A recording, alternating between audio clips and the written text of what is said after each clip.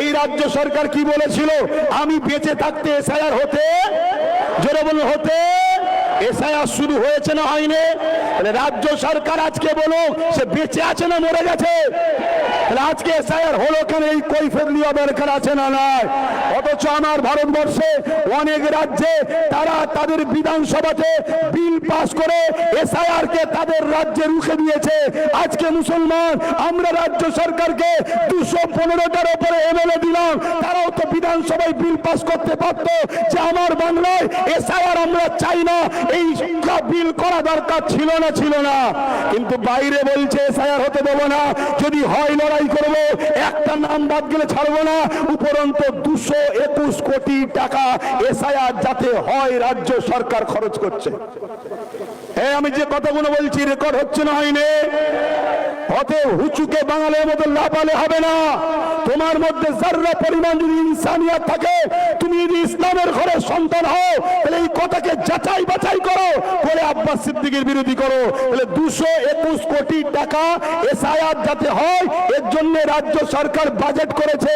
আর 90,000-এর কাছাকাছি লোক যাতে অফিসার এসআইআর দ্রুত করতে পারে, এই অফিসার রাজ্য সরকার নির্বাচন কমিশনারকে দিয়েছে 90,000-এর উপরে। তাহলে বলুন রাজ্য সরকার এসআইআর এর পক্ষে না বিরুদ্ধে? বলুন। কিন্তু এরপরে আপনাদেরকে বলে দেব, আপনারা ঘাবড়ে গিয়ে ভুল পদক্ষেপ নেবেন না, কাগজপত্র জড়ো করুন। কারণ আপনাদের ভোটেই যদি 21-এ কেউ সরকার হতে পারে, আপনাদের ভোটেই যদি 24-এ এমপি হতে পারে, আপনাদের ভোটেই যদি কেউ প্রধান হতে পারে, তাহলে আজ আপনাকে বাদ দেবে সেই এমএলএ এমপি মন্ত্রী প্রধান করে আমাদের ধরা দরকার আছে না? তাই ঘাবড়ে গিয়ে কোনো ভুল পদক্ষেপ নেবেন না, কাগজ জোগাড় করুন। আর নামের একটু একটু ভুলের জন্য অনেকে টেনশন করছে, খবরদার টেনশন করবেন না। বিশ্বাস যদি রাখেন তাহলে একটা কথা বলবো, চোখ কান খুলে রাখুন, কাগজ তৈরি রাখুন, নিজের জমি জায়গা পরিচয়পত্র যা আছে রেডি রাখুন। এতটুকু মনে রাখবেন, এই দেশ মোদি অমিত শাহ কারো বাবাকালী সম্পত্তি নয়। যদি কারো উপরে জুলুম হয়, আমরা পাবলিক যারা দেশকে বিজয় করেছি, আমাদের পূর্বপুরুষদের অবদান আছে, আমরা সংগঠিত ঐক্য হয়ে রাজনীতির বাইরে গিয়ে জনগণ ভারতবাসী এক হয়ে যেভাবে ব্রিটিশদের বিরুদ্ধে লড়াই হয়েছে, আমার লড়াই আমরা করবো। রাজি আছে? যদি রাজি থাকেন উঠে দাঁড়ান, রাজি থাকেন উঠে দাঁড়ান, রাজি থাকেন উঠে দাঁড়ান। কিন্তু মনে রাখবেন, একটা লোক যদি জুলুম হয়, এর জন্য বিজেপি যেমন দোষী, রাজ্য সরকারও দোষী। কেন তুমি 90,000 অফিসার দিলে? কেন তুমি 221 কোটি টাকা এসআইআর এর জন্য খরচ করছো? এই বিজেপিও দোষী, রাজ্য সরকারও দোষী। আমার এই কথাতে কারা একমত? একটু হাত তুলে সাক্ষী দেবেন। একমত আপনারা? একমত আপনারা? একমত আপনারা? তাহলে কতবার আন্দোলন করবেন?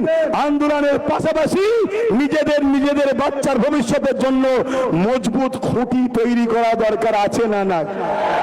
রাস্তা দিয়ে যাচ্ছেন, একটা কথা শুনে যান, রাস্তা দিয়ে যাচ্ছেন, কুকুর ঘেউ ঘেউ করছে, শুনছেন তো? যদি হাতে একটা লাঠি থাকে ঘেউ ঘেউ করবে? জোরে বলেন। খালি হাতে আছি বলে এতিম বাচ্চাকে সবাই যেমন লুটে যায়, আমাদের কেউ নেই বলে যে যা খুশি করে যাচ্ছে। সবে একটা লাঠি হয়েছে, এরকম যদি গোটা 30-40 লাঠি থাকে, তাহলে লড়াইটা বাড়বে না কমবে? জোরে বলুন, বাড়বে না কমবে? আরেকটা শেষ উদাহরণ দিচ্ছি, খুব ভালো করে শুনবেন। ধৈর্য আছে?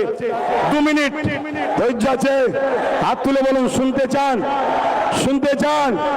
মন দিয়ে শোনেন, মা বোনেরাও শুনবেন। 1000 টাকায় বাচ্চার ভবিষ্যৎ বিক্রি করে দিয়েছেন মায়েরা, চাকরি বাকরি শিক্ষা পড়াশোনা শেষ। ভুল করেছেন মা, সময় এখনো আছে, যদি মনে হয় পরিবর্তন হয়।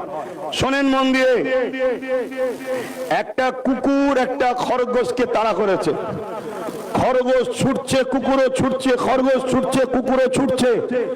লাস্টে কুকুর হাঁপিয়ে গেছে, হাঁপিয়ে গিয়ে খরগোশকে বলছে, খরগোশ তোকে খাবো না, কিন্তু তোর সাথে একটা কথা আছে। কি কথা? বলছে আমার ঠ্যাং এত বড় বড়, তোর ঠ্যাং এত ছোট ছোট, তারপরেও তোকে ধরতে পারিনি। কি ব্যাপার বল দেখি? খরগোশ বলছে, মন দিয়ে শুনবেন, খরগোশ বলছে আমি ছুটি নিজের বাঁচার জন্য, আর তুই ছুটিস মালিকেরকে খুশি করার জন্য। তুই ছুটিস মালিককে খুশি করার জন্য, আর আমি ছুটি নিজে বাঁচার জন্য। আপনাদের বলবো, ছোট পা হতে পারে, ছোট দল হতে পারে, নিজের জন্য ছুটুন। যদি নিজের জন্য ছুটতে না পারেন, বড় পাওয়ালা কুকুরের মতো ছুটে লাভ নাই। সারা জীবন ছুটো ধরতে পারবেন না আপনি কাউকে। অতএব নিজের পায়ে দাঁড়ান, নিজের কথা ভাবুন। মনে রাখবেন, লোহা না হলে লোহা কাটা যায় না, মুফতি না হলে মুফতির বিরুদ্ধে ফতোয়া দেওয়া যায় না, পীর না হলে পীরের বিরুদ্ধে কথা বলা যায় না, আম সমাজ খাবে না। আপনাদেরকে বলবো, কতবার আন্দোলন করবেন? কখনো বোরখা নিয়ে, কখনো 3 তালাক নিয়ে, কখনো ইউসি ইউনিফর্ম সিভিল কোড নিয়ে, কখনো আমার শরীয়ত আইনের উপরে, কখনো এক নোংরা মেয়ে আম্মাদ আয়েশা হুজুরের বিরুদ্ধে, কখনো আইলা মুহাম্মদ রাসূল নিয়ে, কখনো এমন করে দেখা যায় 3 তালাক নিয়ে, কখনো দেখা যাচ্ছে আমার আল্লাহর দ্বীন সম্বন্ধে রেপ করা নাকি পাপ নয় বলছে। আবার তোমার হাওড়া জেলার আমতার বিধায়ক নির্মল মাঝি মমতাকে বলছে আমাদের আল্লাহ। আর কত সহ্য করবে? এই সব কিছুর পিছনে একটাই কারণ, আমাদের হাতে ক্ষমতা নয়, আমাদের হাতে লাঠি নয়। তাই এরা ঘেউ ঘেউ করে যা খুশি বলে যাচ্ছে। অতএব নিজেদের পাওয়ার তৈরি করা দরকার আছে না নাই? আছে না নাই? আহলে সুন্নাত ওয়াল জামাত মনে করে আমরা দেশকে বাঁচাবার স্বার্থে, জাতিকে বাঁচাবার স্বার্থে, সর্বধর্মের মানুষের বাঁচাবার স্বার্থে আমরা ইনসাফ পরায়ণ, ন্যায় পরায়ণ, মানব প্রেমিক, সংবিধান প্রেমিক এমন লোকের পাশে আমরা দাঁড়াবো, এবং তার সাথে দাঁড়াবো যে আমাদেরকে পার্টিসিপেট করবে, ভাগ দেবে। আমি একটা কথা বলেছিলাম, আপনাদের কাছে এসেছে কি জানি না, যে আব্বাস সিদ্দিকী বলেছে টিএমসি কে ভোট দেওয়া নাকি হারাম। আপনারা শুনেছেন? কারা কারা শুনেছেন একটু হাত তুলে দেখান। এই কথাটা একটু বিস্তারিত বলবো খুলে, ধৈর্য আছে?